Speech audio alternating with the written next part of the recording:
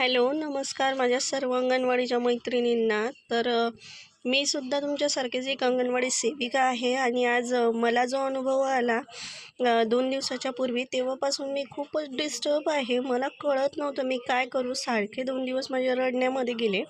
पण अंगणवाडी सेविकांना का म्हणून एवढं कमी लेखलं जातं याचा मी इतका विचार करते की मला काही कळत नव्हतं. 2 दिवस माझे रडण्यामध्ये गेले. शेवटी मी माझ्या मिस्टरांना म्हटले की अंगणवाडीचा पगार एवढा कमी आहे म्हणून आपल्याला एवढं कमी लेखल्या जाते आणि लोक एवढे हलकट बोलतात. तर हे माझ्या मनावर कुठेतरी खोलवर परिणाम करून जाते आणि मला हे सहन नाही होत आहे आता. म्हणून मी काय केलं माहिती आहे का, मी यूट्यूबवरती हे चॅनल ओपन केलं आणि यातून मी ठरवलं की मला जी XYZ पर्सन मला 2 दिवसाच्या आधी ज्यावेळी मी चालली होती ना रस्त्यानं, मला म्हटली की मॅडम तुम्ही कुठं चालल्या. मग त्यावर मी तिला उत्तर दिलं की ताई माझी आज ना मीटिंग आहे त्याच्यामुळे मी जात आहे.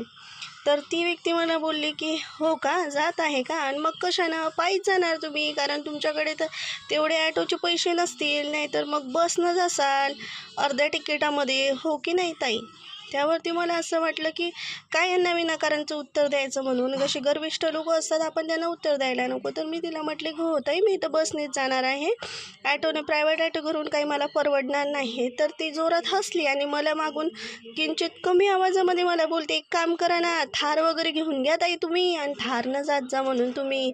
ताई मला असं एवढं खराब वाटलं ती की आपण एवढ्या कमी पगारामध्ये काम करतो म्हणून लोक आपल्याला एवढं हलकट समजतात.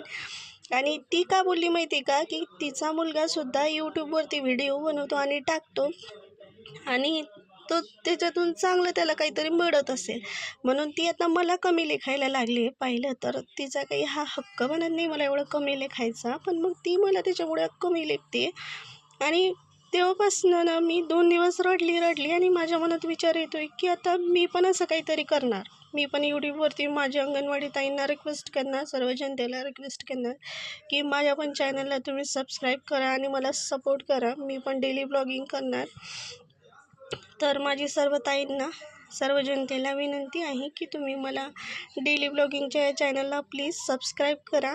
आणि मी सुद्धा काहीच दिवसामध्ये त्या बाईला सडेतोड उत्तर देऊ शकली पाहिजे की एक अंगणवाडी सेविका म्हणून मी काय करू शकते. माझी ताकद, आपल्या सर्वांची ताकद मी तिला दाखवून देणार. त्यासाठी मला तुमचा सर्वांचा सपोर्ट हवा आहे आणि हा माझा पहिला व्हिडिओ. माझी तुम्हाला नम्र विनंती आहे सर्वांना की प्लीज प्लीज प्लीज माझ्या चॅनलला सबस्क्राईब करा आणि मला सपोर्ट करा. ज्या बाया, जे लोक आपल्याला कमी लेखतात त्यांना आपण अंगणवाडीची ताकद दाखवून देऊया की अंगणवाडी सेविका कोणत्याच क्षेत्रामध्ये कमी नसतात आणि त्यांना कमी लेखायचा प्रयत्न कोणीही करू नये. त्या सर्वांचे काम जे आहे सामोरे जाऊन जर करतात, कोविडच्या काळामध्ये असेल किंवा आहार वाटप असेल किंवा इतर कोणतेही कामं जे त्यांच्या वाट्याला येतात त्याच्यामध्ये ते ज्याप्रमाणे अग्रेसर असतात, पुढे असतात, अगदी त्याचप्रमाणे तंत्रज्ञानाच्या युगातसुद्धा त्या सामोरे आहे. आणि त्याचमुळे मी हा निर्धार केला आहे की मी सुद्धा डेली ब्लॉगिंगचं चॅनल चालू करून तुमच्या सर्वांच्या सपोर्टने त्या बाईला येत्या काहीच दिवसामध्ये आपल्या सर्वांची ताकद दाखवून देणार आणि दाखवणार की अंगणवाडी सेविकेला याच्यानंतर कुणीही कमी लेखायचं नाही. प्लीज ताई सपोर्ट करा, प्लीज प्लीज प्लीज. धन्यवाद.